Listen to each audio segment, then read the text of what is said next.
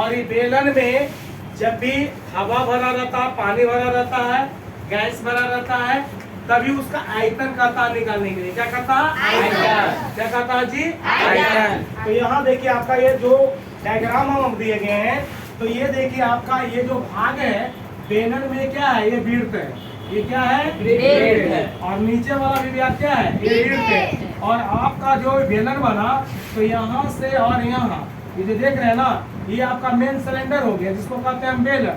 तो बेलन की ऊंचाई को एच से सूचित किया जाता है। किससे सूचित किया जाता है? एच से।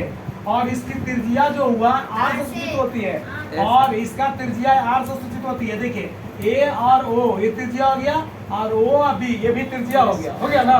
ओ और बी ये भी त्रिज्या है, और ओ जो ए हो गया वो भी त्रिज्या है। अब आ जाइए, देखिए इसमें परिधि और क्षेत्रफल क्या क्यों कहलाता है।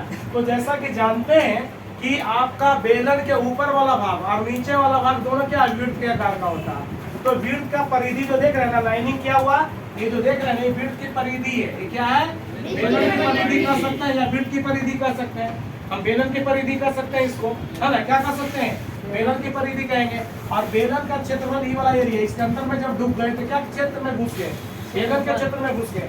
जब इसका जो देख रहे हैं एरो लगा हुआ बाबू, ये क्या है? ये क्षेत्रफल है। और इसका जो रेडियस है जिसको कहते हैं हम त्रिज्या, तो यहाँ से यहाँ तक क्या कहलाता है? त्रिज्या।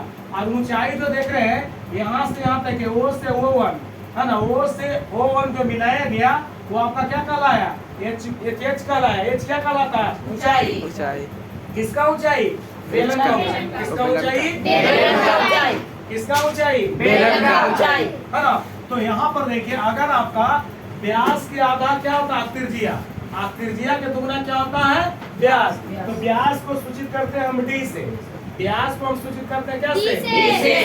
और डी बराबर जैसा कि हम जानते हैं, डी बराबर क्या होता है? 2r। तो r इक्वल टू d/2, है ना। क्या हो गया? d/2। अगर आपका बेलन का व्यास अगर दिया रहे कि बेलन का व्यास 14 सेंटीमीटर है, तो त्रिज्या बताएं।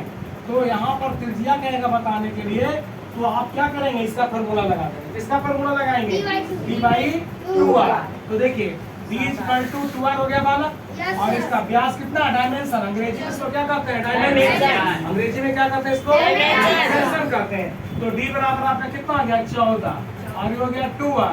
तो r = कितना आ गया? 14/2 आ गया। कितना आ गया? 14/2। तो यहाँ आ गया 7 दूनी 14। तो 7 क्या निकल गया दिया जी? त्रिज्या। किसका त्रिज्या निकल गया? किसका त्रिज्या आ गया? तो आज तक इतना ही रहने देते हैं, फिर अगले एपिसोड में फिर बता देंगे इसका किस तरह से निकाला जाए। कि आपका ये 2 को दिया रहेगा तो आयतन कैसे निकालेंगे, वक्रपृष्ठ कैसे निकालेंगे, खोखला बेलन का आयतन कैसे निकलेगा, खोखला बेलन का वक्रपृष्ठ कैसे निकलेगा, जो कि हमने फंडामेंटल आप लोग को पहले ही लिखा चुके हैं, है ना। तो चलिए तब तक के लिए धन्यवाद। फिर मिलेंगे इस चैनल पर, तब तक के लिए।